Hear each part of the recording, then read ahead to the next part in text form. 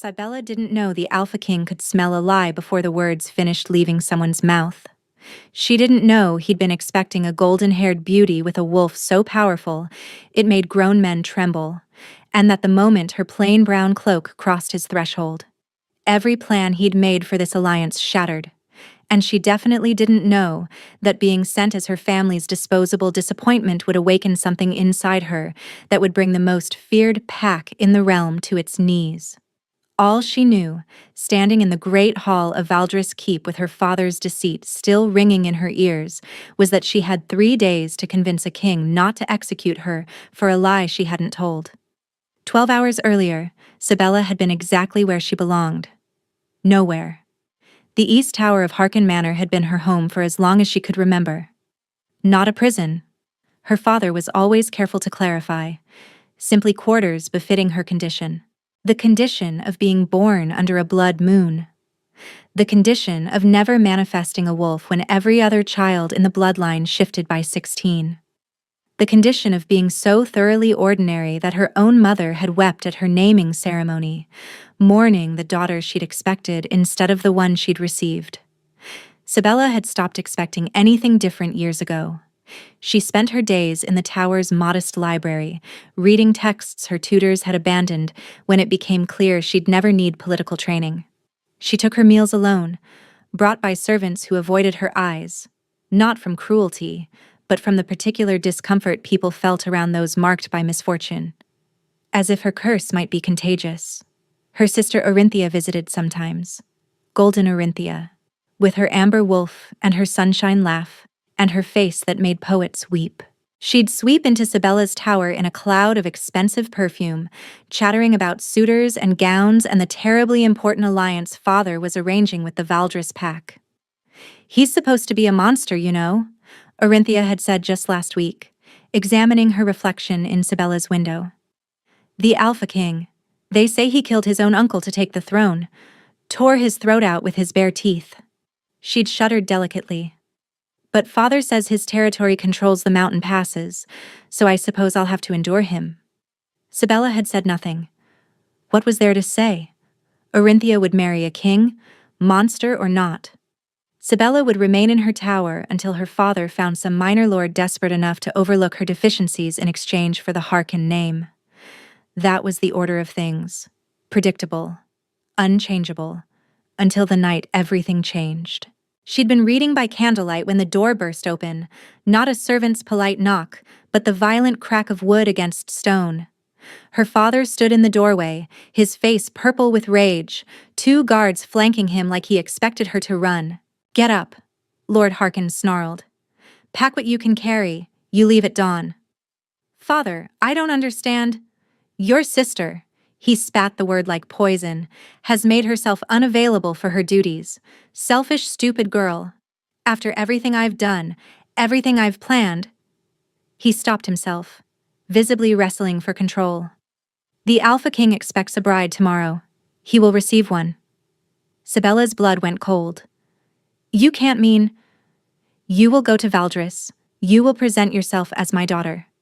And you will pray that the king values this alliance enough to overlook what he's actually receiving." The insult barely registered beneath the terror. "He'll know, father. The moment he sees me, he'll know I'm not Orinthia." Lord Harken smiled then, thin and cruel. "Then I suggest you find a way to make yourself useful before he decides you're not worth the trouble." He left without another word. And Cybella, who had spent 22 years learning to expect nothing, realized she'd been wrong. She should have expected this, to be sacrificed when something more valuable needed protecting. The great hall of Valdris Keep was nothing like the elegant receiving rooms of her father's manor. Where Harken Manor favored gilt and silk and the soft prettiness of southern architecture, this place was hewn from the mountain itself. Dark stone walls, iron chandeliers thick with half-melted candles, and pelts of massive wolves covering every surface. The air smelled of pine smoke and something wilder, something that made the hollow space where Cybella's wolf should have lived ache with strange longing. She'd been escorted here by Valdris guards who hadn't spoken a single word during the 2-day journey. They'd looked at her when she'd emerged from her carriage. looked at her brown hair and unremarkable features and travel-stained cloak, and something had flickered across their faces. Confusion, then suspicion, then a careful blankness that was somehow worse. They knew. Of course they knew. Everyone in the realm knew what Orinthia Harkin looked like. Bards wrote songs about her. Painters begged to capture her likeness. Sibella looked like a servant who'd stolen her mistress's seat. Now she stood in the center of that cavernous hall, surrounded by wolves who'd gathered to witness their king receive his bride, and felt every single one of their eyes measuring her, finding her wanting. 3 days, she reminded herself. Father said I have 3 days to prove useful. I just need to survive 3 days. Then the crowd parted, and she forgot how to breathe. The Alpha King descended from a stone dais at the far end of the hall, moving with the fluid grace of a predator who'd never needed to rush. He was tall, far taller than she'd expected, with shoulders broad enough to block out the torchlight behind him, and hair the color of a midnight sky, cropped close at the sides, but longer on top, falling across a forehead marked by a thin scar. His features were severe. Sharp cheekbones, a jaw that could have been carved from the same stone as his fortress, and a mouth set in a hard line that suggested he'd forgotten how to smile years ago. But it was his eyes that stopped her heart.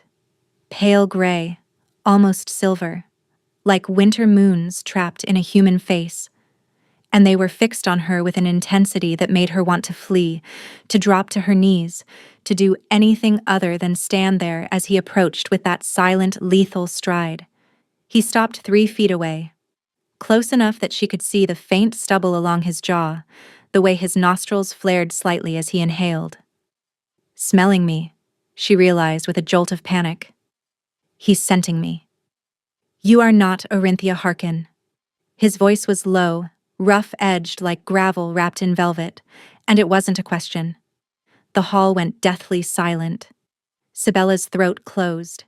Every instinct screamed at her to lie, to spin some tale about illness or transformation or mistaken identity.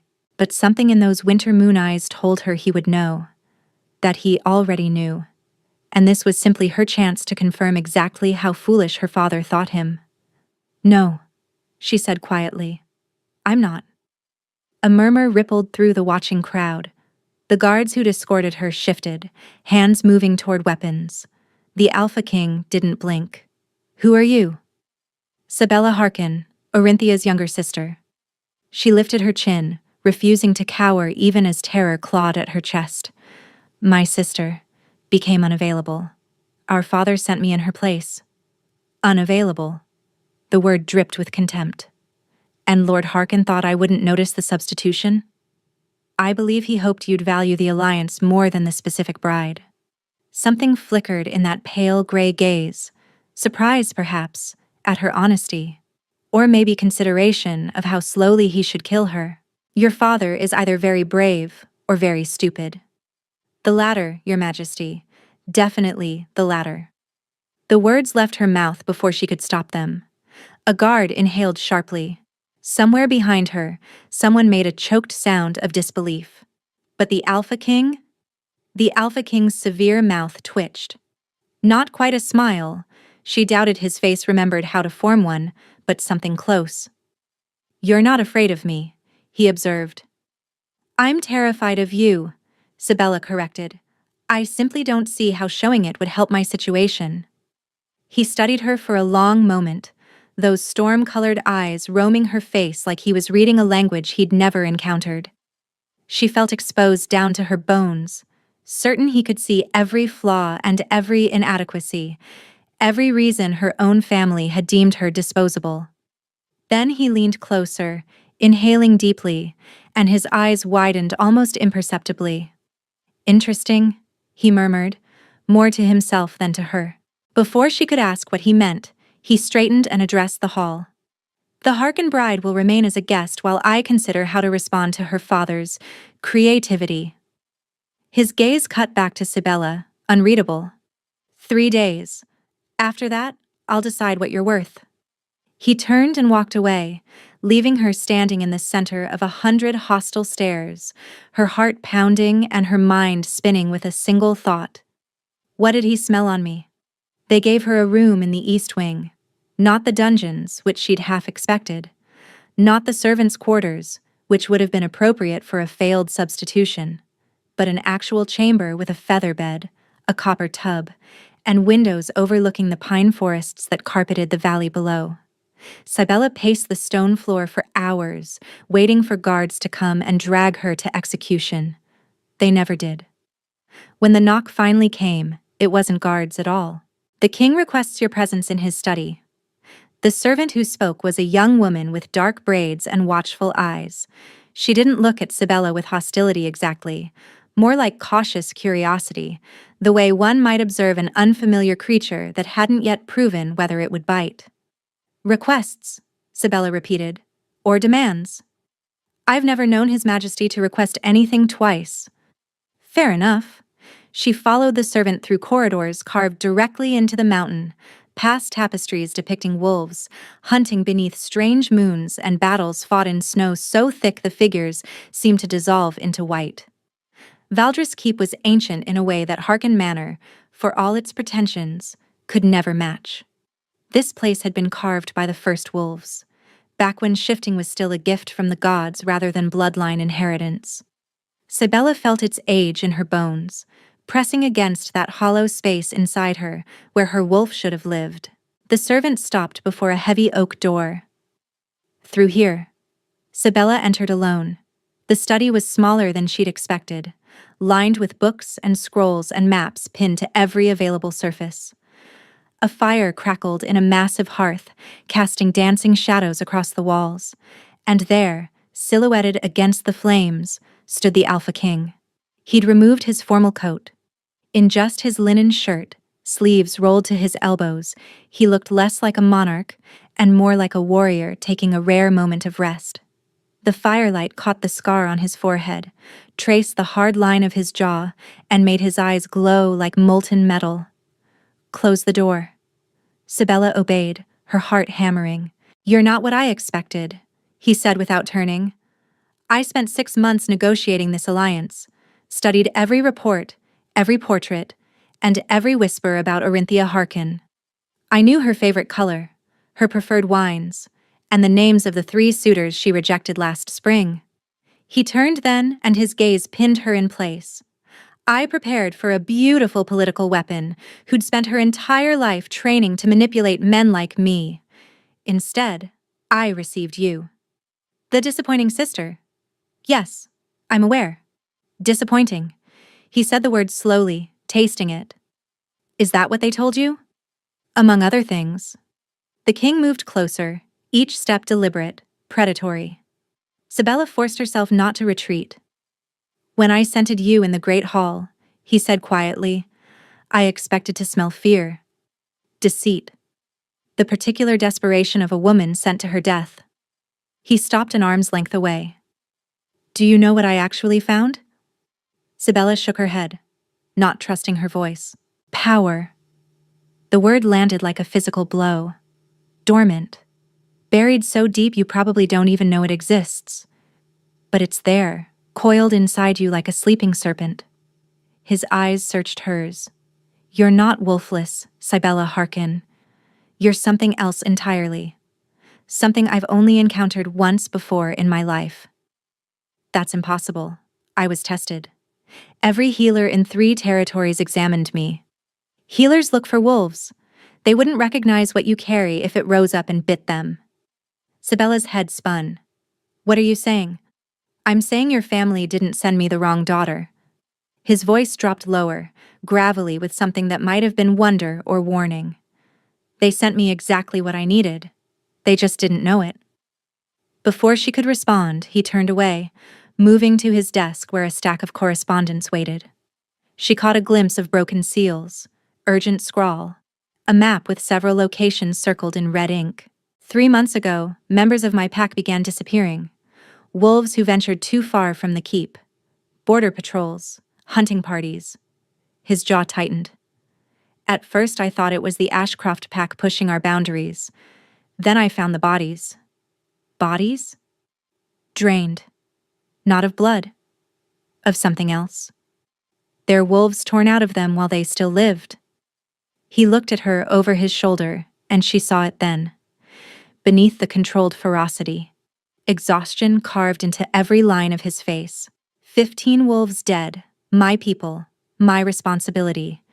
And every seer, every tracker, every gifted wolf I've consulted has found nothing. The trail goes cold before it begins. Understanding dawned, terrible and thrilling at once. You think I can find them, whatever's doing this? I think you have a gift that's been suppressed your entire life, one that might see what others cannot. He faced her fully. I think your family locked you in a tower because they sensed what you were and didn't understand it. I think they called you broken because you made them afraid. Sibella's throat tightened. 2 decades of isolation, of whispered pity, of being told she was less than nothing. And this stranger, this terrifying king, looked at her like she might be the answer to something. And if you're wrong, she whispered, if I'm exactly as useless as they said, then we're both out of options. His expression didn't soften, but something shifted in his voice. But I don't think I'm wrong, Sibella. And I suspect, somewhere beneath all those years of being told what you couldn't do, you don't think so either. Sibella stared at the maps, the circled locations, and the urgent evidence of a king running out of time. What exactly are you proposing? You've passed your 3 days of judgment, he said. Now I'm proposing something else. Stay. Not as a bride. That arrangement died the moment you stepped out of that carriage, but as an ally. He straightened, his posture shifting from weary commander to negotiating monarch. Help me find what's killing my wolves, unlock whatever gift you've buried, give me 3 weeks. And in return, my freedom. The words came out fierce, startling them both. Not marriage to some minor lord my father picks, not returning to that tower. Actual freedom. Gold enough to disappear, papers that prove I'm beholden to no one. The king studied her with new interest. You've thought about this. I've thought about nothing else for 12 years. Silence stretched between them. The fire crackled and popped. 3 weeks, he said finally. Give me 3 weeks to find the source of these attacks. If you help me, if your gift proves genuine, I'll give you everything you've asked for. Gold, papers, a ship to anywhere in the realm you want to go. His jaw tightened. And I'll personally ensure your father can never touch you again. And if I can't help? If this gift you think you sense is nothing but wishful thinking? Then you're no worse off than you were when you arrived. I'll still release you. Just without the gold. You could simply throw me in a dungeon. Force me to comply. I could. He didn't deny it. But forced gifts have a way of twisting. Becoming unreliable. If you're what I think you are, I need you willing. He extended his hand, palm up. Do we have an agreement? Sibella looked at his hand. Large, calloused, marked with small scars that spoke of a king who fought alongside his warriors rather than behind them. Taking it would mean trusting a man she'd known for mere hours. A man who could still decide she was worthless and dispose of her without consequence. But staying meant a chance to discover what she truly was. To prove that every cruel whisper, every pitying glance, every locked door had been wrong. She clasped his hand. The moment their palms touched, something crackled through her. A pulse of energy so sharp she nearly jerked away. It felt like lightning trapped beneath skin, like every nerve in her body suddenly waking from a long sleep. Her vision flickered, and for one disorienting heartbeat, she saw him differently. Shadows and light intertwined, a wolf made of silver flame burning just beneath his human surface, and wounds. Old, deep wounds that had nothing to do with flesh. Lonely, she realized with shocking clarity. He's so terribly lonely. Then the vision vanished, and she was just Sibella again, gripping the hand of a king who was staring at her with something very close to shock. You felt that, she breathed. Yes. His voice had gone hoarse, almost strained. He released her hand too quickly, stepping back like she'd burned him. 3 weeks. We start tomorrow. He turned toward the door, dismissing her, but not before she caught the slight tremor in his hands. Whatever had passed between them, the Alpha King was just as shaken as she was. And he clearly had no intention of explaining why. Sibella woke to gray dawn light and the unfamiliar sensation of having slept through the night. In her tower at Harken Manor, sleep had always been fitful, a shallow thing, interrupted by cold draughts and darker thoughts. Here, wrapped in furs that smelled of cedar and pine, she'd fallen into a dreamless void and emerged feeling more rested than she had in years. She didn't know what to make of that. A servant arrived with breakfast. Fresh bread, honeyed porridge, smoked fish, and a small pot of tea that steamed fragrant and dark. More food than Sibella typically saw in a day. When she tried to thank the girl, young, perhaps 16, with a dusting of freckles across her nose, she received only a nervous nod before the servant fled. They don't know what to make of me, Sibella realized. The bride who isn't a bride. The prisoner who isn't a prisoner. She understood the feeling perfectly. After eating, she explored. No one stopped her. No guards shadowed her steps or redirected her toward approved corridors. She wandered through the keep's labyrinthine passages, past armories and storerooms and a massive kitchen where cooks shouted over bubbling pots and roasting meat. She found a training yard where warriors sparred with vicious efficiency, their movements too fast to be entirely human. She discovered a library that made her breathing stop, 3 stories of books spiraling upward, connected by wrought iron staircases and lit by windows cut directly into the mountain's face. Everywhere she went, she felt eyes on her, curious, suspicious, assessing. But no one confronted her until she stumbled into the healer's wing. "You shouldn't be here." The voice was sharp, female, and thoroughly unimpressed. Sibella turned to find a woman about her own age blocking the doorway, arms crossed over a leather vest that did nothing to hide the impressive muscles beneath. Her hair was shorn close to her skull, and a jagged scar ran from her left temple to her jaw, bisecting her eyebrow and giving her a permanent expression of skeptical challenge. "I was just exploring. This wing is for the injured. Unless you're bleeding somewhere I can't see, turn around." Sibella bristled. "The king told me I could move freely." "The king says many things." The woman stepped closer, and Sibella caught the faint shimmer in her eyes that marked a wolf close to the surface. "But I'm Isolde, head of the king's personal guard. His safety, and the safety of everyone in this keep, is my responsibility. So when a stranger with no wolf and a suspicious story starts wandering into sensitive areas, I take notice." "I don't have a suspicious story. My father's deception is hardly a secret." "Exactly." Isolde's eyes narrowed. "Your father sends a substitution bride to a king whose wolves are dying, and we're supposed to believe it's coincidence? That you just happened to arrive when we're most vulnerable?" The accusation hit like cold water. "You think I'm involved in the attacks?" "I think it's convenient. I think you claim to have no wolf, which means you can't be scented for lies the way the rest of us can. I think—" "Isolde." The new voice came from behind Sibella, and she didn't need to turn to know who it belonged to. That low, rough-edged timbre had already imprinted itself somewhere in her memory.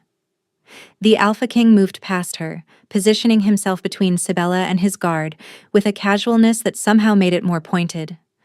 "I believe I gave orders that our guest was to be treated with courtesy." "Courtesy doesn't mean stupidity, Varin." Isolde didn't back down, though something in her posture shifted. Not submission, but the slight recalibration of one warrior acknowledging another. "She could be a plant, a distraction, She's not. How can you possibly—" "Because I would smell it." The king's voice dropped to something quieter and far more dangerous. "You question many things, old friend, and that's why I keep you close. But do not question my ability to detect a threat." A long moment passed. Then Isolde inclined her head, the barest acknowledgement. "Fine, but I'm watching her." I'd expect nothing less. Isolde shot Sibella one final look. We're not finished, and strode away down the corridor. When she was gone, the king turned. In daylight, his features seemed less severe, though no less striking. Dark shadows beneath his eyes suggested he'd slept even worse than she had.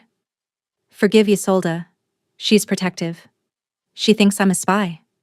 She thinks everyone is a spy until proven otherwise. It's kept me alive more than once. He gestured down the corridor. Walk with me. There's something you need to see. He led her deeper into the healer's wing, past rooms where the scent of herbs grew thick and the sounds of labored breathing filtered through closed doors.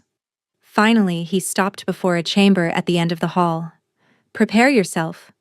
He pushed open the door. The room held 3 beds. Each one contained a figure so still Sibella first thought they were corpses. But no. She could see the shallow rise and fall of chests, the occasional twitch of fingers. These are the survivors, Varen said quietly.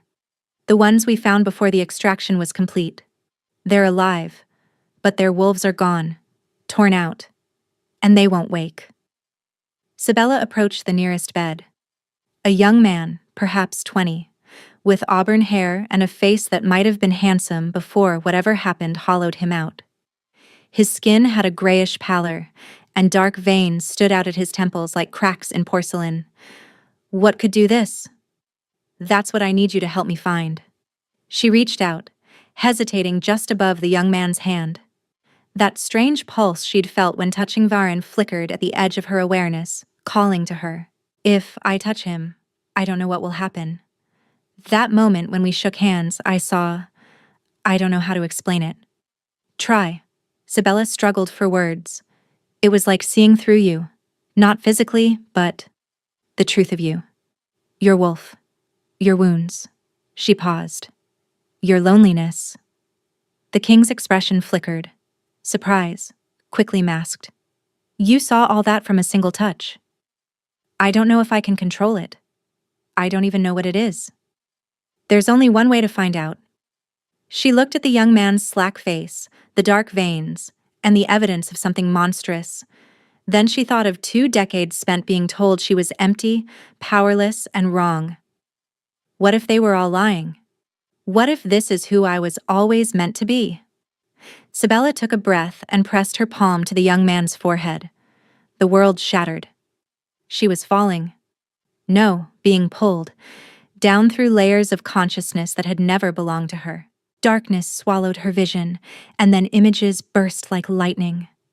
The young man running through a forest, fear choking his lungs, a figure emerging from shadows, cloaked in something that swallowed light itself, a hand pressing to his chest, fingers sinking through flesh like it was water, his wolf howling, fighting, and being ripped away, and beneath it all, a voice, cold, ancient, female.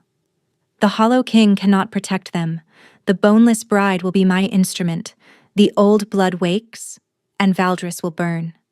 Sibella wrenched her hand back with a gasp, collapsing against the edge of the bed. Her nose was bleeding. Her head screamed with pain. Strong hands caught her shoulders, steadying her. What did you see? Varen's voice was urgent but not harsh. Sibella, what did you see? She looked up at him, tasting copper on her lips, the cryptic words still echoing in her skull. The Hollow King, the boneless bride. Someone is coming for you, she whispered. For all of you. And she knows I'm here. 3 days passed in a blur of visions and exhaustion. Each morning, Sibella touched the survivors. Each time, she fell deeper into fragments of memory, flashes of terror, glimpses of their attacker, and whispers of that cold, ancient voice. And each time, Varen was there to catch her when she surfaced, to press cool water into her shaking hands, to wait with uncharacteristic patience while she struggled to translate what she'd seen. The attacker was female, old beyond reckoning. She moved through shadows like water through cracks, and she was hunting something specific. Not just wolves, power. She was feeding, growing stronger with each wolf she consumed. And she knew about Sibella, knew and wanted. The boneless bride, Varen murmured on the third evening, turning the phrase over like a puzzle piece. That's what she called you? They sat in his study, a fire crackling low between them. Sibella had stopped pretending formality days ago. The visions left her too drained for posturing. Now she curled in a leather chair across from the king, a blanket wrapped around her shoulders, looking less like a political pawn and more like exactly what she was. A woman in over her head, clinging to the wreckage. Boneless, she laughed without humor. Wolfless, I assume she meant. The hollow king and the boneless bride. It's almost poetic. Hollow. Varen's jaw tightened. She's not wrong. Sibella looked up sharply. In 3 days she'd learned to read the king's silences better than most people's speeches. This one carried weight. What do you mean? For a long moment he didn't answer. Then he rose, moving to the window where moonlight spilled across the stone floor. My wolf has been diminished since the attacks began. I thought it was stress, exhaustion, the weight of losing my people. His hands clasped behind his back, knuckles white. But it's more than that. Something is pulling at me. The same force that's taking my wolves is already working on me, just slower, more careful. Why didn't you tell me? Because a king who admits weakness doesn't stay king for long. He turned, and the moonlight carved his features into sharp relief. And because I didn't want you to realize exactly how urgent this is, how much I'm gambling on your gift being real. Before we continue, please take 2 seconds to like this video. Sibella rose from her chair, letting the blanket fall. She crossed to him slowly, giving him time to retreat, to rebuild those walls she'd watched crumble piece by piece over the past days. He didn't move. I spent my whole life being told I was empty, she said quietly. That the place where power should live was just vacant. And maybe that's why I can see what I see. Maybe you need someone hollow to recognize hollowness in others. She stopped an arm's length away. But you're not hollow, Varen. You're wounded. There's a difference. He inhaled sharply. In the firelight, his eyes looked almost human. Tired, uncertain, longing for something he couldn't name. You see too much, he whispered. Apparently that's my gift. The space between them felt charged, electric, like the moment before a storm breaks.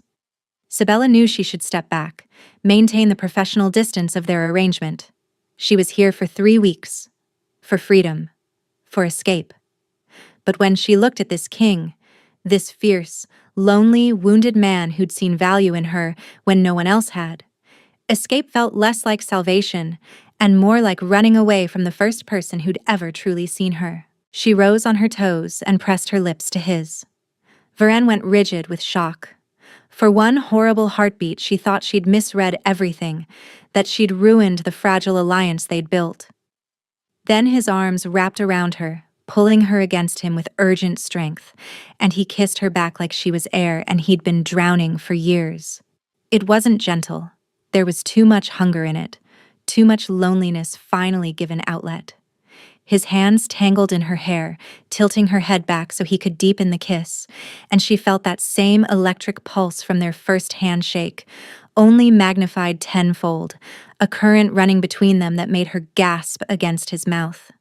When they finally broke apart, both breathing hard, his forehead rested against hers. This complicates things, he said, voice strained. Everything about this is complicated. You're supposed to leave in 3 weeks. That was the deal. Sibella's heart stuttered. I know.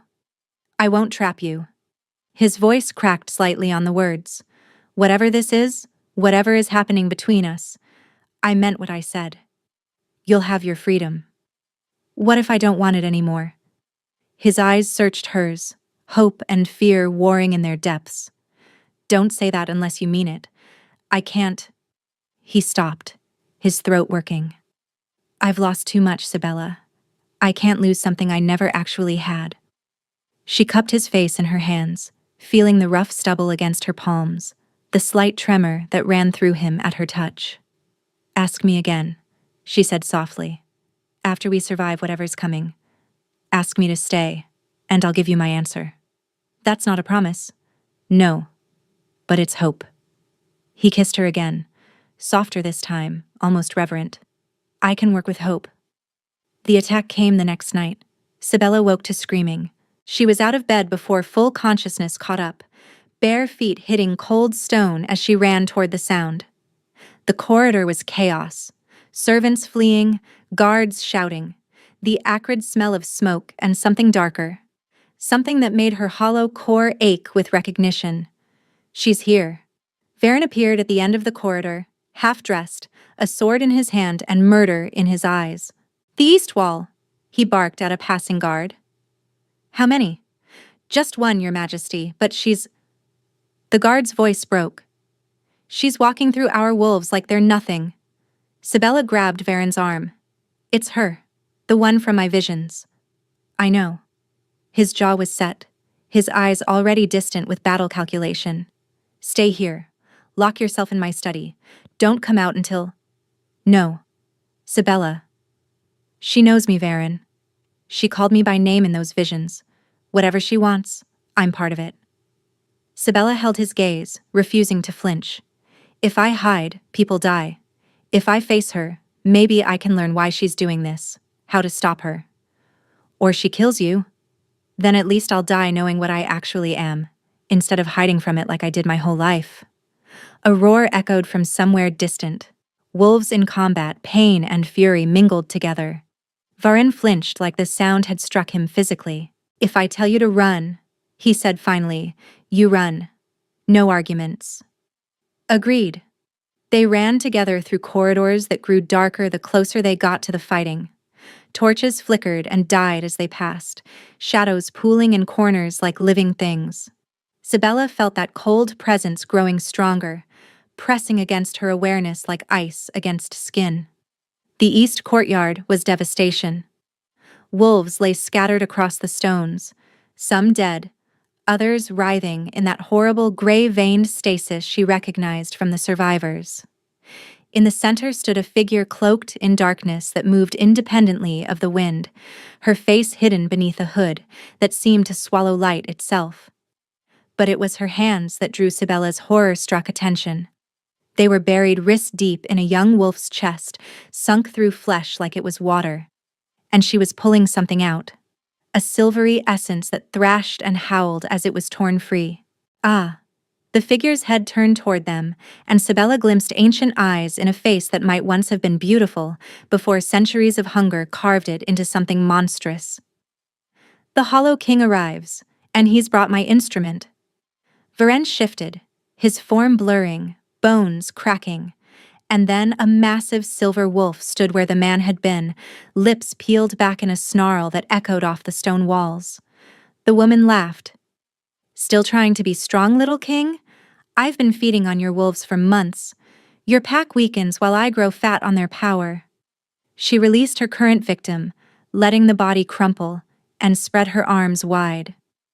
But the bride, the boneless bride with the waking blood, she's why I truly came. What do you want with me? Sibella's voice came out steadier than she felt. Want? The woman drifted closer, shadows trailing behind her like a gown. I want what your ancestors stole from mine, child. I want the gift that should have been my birthright. I want to finish what I started 400 years ago, when I first learned to take power from those too weak to keep it. 400 years. This creature was ancient, immortal, and somehow connected to Sibella's bloodline. I don't know what you're talking about. No, you wouldn't. They buried it so deep, bred it out generation by generation, until finally a child was born with the old blood so dormant everyone assumed it was dead. The woman's smile was terrible. But I could smell it across 3 territories. The power of the first seers, sleeping in a girl they locked in a tower because she made them afraid. Varen lunged. The woman flicked her wrist and shadow slammed into him mid-leap, hurling him against the courtyard wall with a crack that made Sibella scream. Don't interfere, little king. This doesn't concern you. The woman turned back to Sibella, reaching out with one corpse-pale hand. Come with me willingly, child. Let me show you what you truly are. I'll unlock every gift they suppressed, teach you to see through time itself. You could be a goddess among mortals. And if I refuse? Then I'll take what I need from your corpse. It's messier that way, but the power remains. Behind the woman, Sibella saw Varen struggling to rise, his wolf form flickering as he fought against whatever force pinned him. Blood matted his silver fur, but his eyes were fixed on her with fierce trust. Run, that look said. Please run. But Sibella was done running. You want my power? She stepped forward toward those reaching hands, watching hunger and triumph bloom across that ancient face. Then come and take it. The woman's hand closed around Sibella's wrist, and Sibella opened, not pulled, not ripped like the wolf essence she'd seen extracted from others. She made a choice in that split second. Instead of resisting the connection, she welcomed it. Let it flood both ways. And she saw. The woman's name was Thessaly, and she'd once been like Sibella, a seer born to a powerful line, gifted with visions that showed truth beneath surface. But 400 years ago, jealous of her sister's greater power, she discovered a way to steal gifts from others, to consume them, to become something no longer human. She'd murdered her way across kingdoms before Sibella's ancestors, the first seers, a line of prophets so powerful kings trembled before them, had bound her, locked her essence away in a prison beneath the mountains, a prison that had finally weakened enough to let her escape, and now she needed the blood of a first seer to complete her transformation, to become truly immortal, unstoppable. You understand? Thessaly's voice echoed in her mind, pleased. Good. Then you know resistance is pointless. No, Sibella thought back, feeling her own power unfurling for the first time, not dormant, not suppressed, but finally, fully awake. I understand what you're afraid of. Because she saw that too, in the flood of memories. The binding that had trapped Thessaly for 4 centuries hadn't been created through violence, it had been created through sight, a seer powerful enough to look at Thessaly's true essence and speak what she saw. The first seers hadn't just predicted the future, they'd defined it. Their words had weight. Their visions became reality. And Sibella, last daughter of that broken line, had just discovered she'd inherited the same gift. Number. Thessaly's presence in her mind turned frantic, clawing. You don't know how. Sibella opened her mouth and spoke. I see you, Thessaly of the Hollow. I see the sister you murdered for power. I see the thousands you've consumed. I see the emptiness that will never be filled, no matter how many wolves you devour. Her voice resonated strangely, echoing with harmonics that didn't belong to human speech. And I see your end. The courtyard erupted in light. Sibella had never felt anything like this. Power poured through her, not hers exactly, but channeled through her, borrowed from somewhere ancient and vast. The visions that had always come in fragments now crystallized into perfect clarity. She saw past, present, and future simultaneously. Thessaly's centuries of murder, the wolves she could still save if she acted quickly enough, the moment approaching where everything would be decided. And she saw Varen, finally breaking free from the shadows that pinned him, shifting back to human form and staggering toward her with raw determination. Don't touch me, she called out, her voice still carrying that strange resonance. Not until it's done. Sibella, trust me. He stopped. Blood ran down his face from a gash on his forehead, and his body shook with exhaustion. But he trusted her. Despite everything, against all logic, he trusted her. Thessaly screamed, a sound of pure rage that shattered windows throughout the courtyard. The shadows around her writhed, coalescing into weapons, blades, claws, reaching hands. You think speaking pretty words will stop me? I've devoured seers before. Your gift dies with you. My gift isn't just sight. Sibella's understanding crystallized as she spoke it aloud. It's truth. I see what is, and when I speak it, the world listens. She raised her hand toward Thessaly, feeling the power building to an almost unbearable peak. I see the bonds your sister wove around you 4 centuries ago. I see them still holding, even now, frayed but unbroken. Thessaly faltered. That's impossible. I escaped. You leaked. Through cracks. Partial, weakened, desperate for enough power to break fully free. Sibella's voice rose. But the prison remains, and I see the door. You wouldn't dare. If you seal me again, you seal yourself too. The power required would kill me. I know. I can see that too. Varen made a broken sound. Sibella, no. But Thessaly laughed, ugly and triumphant. Then we've reached an impasse, little seer. You won't sacrifice yourself for a pack that isn't even yours. For a king you've known less than a week. Sibella felt the truth of it pressing against her. Thessaly was right. The sealing would require everything Sibella had. Every drop of power, every fragment of life force. She would burn herself out like a candle thrust into a bonfire, except she looked at Varen, at the wolves scattered across the courtyard, at Isolde, who'd appeared in the doorway with a squad of warriors, ready to fight a battle they couldn't win. She looked at a kingdom that had given her more kindness in 1 week than her own family had in her entire life. And she looked deeper. Past the obvious, into the truth beneath. You're wrong, she said slowly. I don't have to seal you alone. What? The first seers worked together. That's how they bound you originally. Not 1 seer, but 7, combining their gifts. Sibella's heart raced as the vision clarified. And wolves have bonds too. Pack bonds. Connections that let them share strength. Varen's eyes widened with understanding.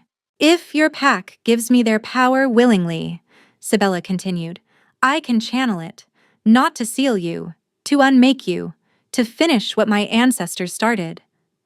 They would never, Thessaly snarled. I've killed dozens of their kin.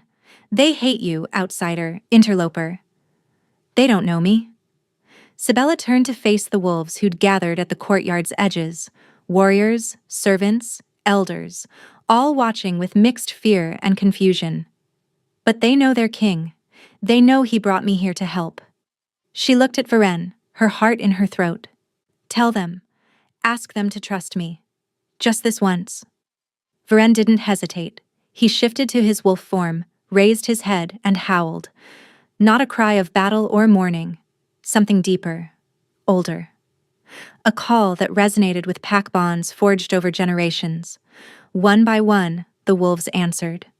Sibella felt it like a flood, warmth pouring into that hollow space inside her, filling the emptiness with borrowed strength. Dozens of wolves, then scores, their power freely given, channeled through the king who loved them into the seer who would save them. Thessaly's face contorted with fear. No. No. I see you, Sibella said for the final time, and I see your end. She spoke the truth, and the world listened.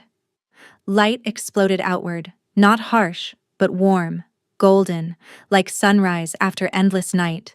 It passed through the wolves without harm, but where it touched Thessaly, the ancient creature burned, not with fire, but with truth. Every lie she'd told herself for 4 centuries, every justification, every denial, all of it stripped away, leaving only what she actually was. A frightened, jealous woman who'd traded her humanity for power and found it hollow. Please, Thessaly whispered, her form dissolving at the edges. I just wanted to matter. I know, Sibella said softly, but you chose wrong. The light consumed her. And then, there was nothing but ash. Drifting on a wind that smelled suddenly of spring, Sibella collapsed. She woke in Varen's bed. Not hers. She recognized the darker furs, the scent of pine and something uniquely him that had become achingly familiar. Sunlight streamed through windows warm and golden, and for a moment she simply lay there, marveling at the fact that she was alive to feel it. You're awake. Varen sat in a chair beside the bed, looking like he hadn't slept in days. Dark circles shadowed his eyes, and stubble covered his jaw. But when she turned her head toward him, his expression transformed into something so raw with relief that her chest tightened. "How long?" Her voice came out hoarse, scraped. 3 days. He moved to the bed's edge, close but not touching, as if afraid she might shatter. "The healers weren't sure you'd wake at all. You gave everything you had, Sibella. You nearly—" His voice broke. "You nearly died for us. For a pack you didn't belong to. For a king you'd known less than 2 weeks. Seemed like the thing to do." He laughed, watery and ragged. "You're impossible." "So I've been told." Silence stretched between them, heavy with everything unsaid. Then Varen took her hand, cradling it between both of his like something precious. "The wolves you saved, the ones in the healer's wing, they woke when Thessaly died. All of them. Whatever she'd taken was returned." His throat worked. "You gave us back our people, Sibella. You saved my pack." "Our arrangement," she started, but he shook his head. "Forget the arrangement. The gold, the papers, the 3 weeks, none of it matters anymore." His pale gray gaze held hers. "I told you I'd ask you to stay after we survived, so I'm asking. Not as a king demanding alliance, not as a man calling in debts. Just—" He lifted her hand to his lips, pressing a kiss to her knuckles. "Stay. Please. Because I love you, and I can't imagine facing another day without you beside me." The words hit her like a wave, terrifying, overwhelming, and somehow exactly right. "You love me," she repeated stupidly, hopelessly, completely. "Since the moment you told me my father was definitely stupid." The ghost of a smile crossed his face. "I tried to resist it, told myself you deserve better than a hollow king with a broken pack. But then you went and saved us all, and I realized, I don't want to be noble about this. I want you, whatever way I can have you." Sibella thought about her tower at Harken Manor, the years of silence, of invisibility, of being told she was nothing.